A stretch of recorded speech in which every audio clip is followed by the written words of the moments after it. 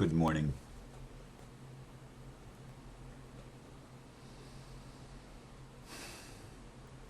I actually just finished watching and listening to yesterday's video, which is something that I rarely do, except for the fact that after I finished listening to yesterday's video for the first time, when I completed it before I even attempted to put it up on YouTube, I knew immediately that I needed to do another video because it seemed to me at the time that there was something lacking. Now, when I just listened to it again for the second time, I didn't feel as much was lacking as I did after the first viewing yesterday. Anyway, I created what I wrote yesterday for today's topic. I did it right after, before I'd even uploaded the video to YouTube. I had already put the blurb and everything else out for today's video. So I'm going to read that, but I have some different insights this morning than I had yesterday. But I entitled today's message Attitude and Perception, and I actually added two more words this morning: dogma and maxims. So what is the difference, I wrote yesterday, between head and heart religion? Actually, I don't even like calling heart religion religion. Spirituality comes from the heart, which is the unifier. Religion comes from the head, which is the divider. In the latter, separation is the lens of consciousness. You already know the other side. Unity includes separation consciousness, which the reverse is false. Either or is part of both and consciousness, but not the other way around. I'm realizing as I was listening this morning that not just religion, but the law thing that I'm involved in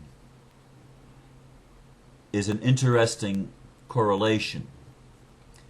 Because as I read the codes and ordinances, which you might say are like the dogmas of many churches,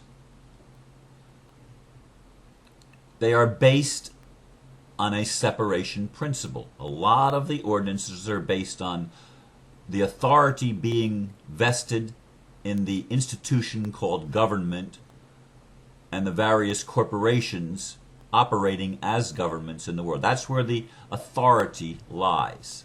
But it's a false authority because it's not based on creation. It's based on a codification of rules that are actually opposed to life, and they destroy the natural flow of life, which is why natural law is superior to this codification of law. The same thing in religion. Same very thing in religion. It's a codification based on a false premise. What is a maxim? I described what dogmas were yesterday using the definitions provided by Michael. But what is a maxim? A maxim is a self-evident truth. Now, the Declaration of Independence began with the words, "We hold these truths to be self-evident, that all men are created equal." Now, when you and I look at the world, does that seem like a self-evident truth? When you see some people that seem to be born with a silver spoon in their mouth, they never know what it is to work for a living. Money is always present, and they have it in great abundance, and they can do whatever they want, while other people are born with struggle from the very time of their conception, even. From the very time that they began the human life in a single solitary lifetime, they're born to struggle. And that's all they have. Does that seem like equal? Obviously, to the writer of the Declaration of Independence, which I believe was Thomas Jefferson, I believe that that's what we know to be a fact. Madison, of course, had input in the Constitution, and others had input, but the primary author of these documents, as I understand it, especially the Declaration of Independence, was Thomas Jefferson. But anyway, what self-evident truth, what maxim was he looking at here? He was looking at a divinely revealed maxim that in God's economy, everybody's the same. Everybody has the same potentialities within their very being, even though the circumstantial situations in which they are, the environment in which they are growing differs, and the environment seems to have a greater impact than the natural tendencies, the natural potentialities that are present in everyone. So it really wasn't from man's viewpoint that Thomas Jefferson was writing, "We hold these truths to be self-evident." He wasn't writing that from the perspective of a human being involved in the struggle of dualism as opposed to monism. Another whole subject. I hope I don't go there. I don't intend to go there today. But it's we're struggling with the polarization in which there does not seem to be equality. So when he says we, he's actually talking about a higher position, a higher perspective, a higher point of view. God, you might say. The creator that endowed everyone with certain unalienable rights. That among these are life. We have life. It doesn't matter whether we're born with a silver spoon in our mouth. It doesn't matter if we're born on the wrong side of the tracks. We have life. We have a life. That is a given. That is a gift. That is a natural thing that we all possess. We all possess life. We breathe air and we have a physical existence. Liberty. Now, we don't have liberty to do everything we want. No one does. Now, the people that are born with a silver spoon in their mouth may seem like they have a lot more liberty than the person who's born on the wrong side of the tracks. I'll give you that. It seems that way. But we all have the liberty in how we're going to respond or react to the circumstances that we're given. So in that respect, from the divine perspective, the maxim is we all have liberty to choose how we are going to deal with what's put on our plate in any given lifetime, what's put in our path in any given moment. We all have the liberty to make a choice on how to respond to whatever it is that we are presented with in our life. That's a given. I'm wanting to draw the analogy, or make the analogy, between religion and politics and life and law and all of these things, because it's all the same thing. We can look at it from two different perspectives.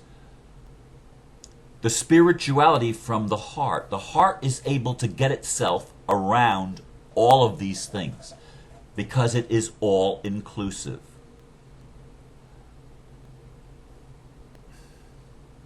Okay. Ravi Zacharias was in a video that someone sent me that you need to watch this video. And it was presented from the who the real enemy is, understanding our enemy. And I love Ravi Zacharias.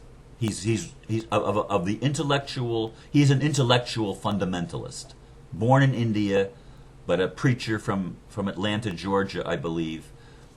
And I used to listen to him almost every single day. I mean, I really like Ravi Zacharias. I don't agree with him on everything because he said, look, he was talking about the either or, both and thing.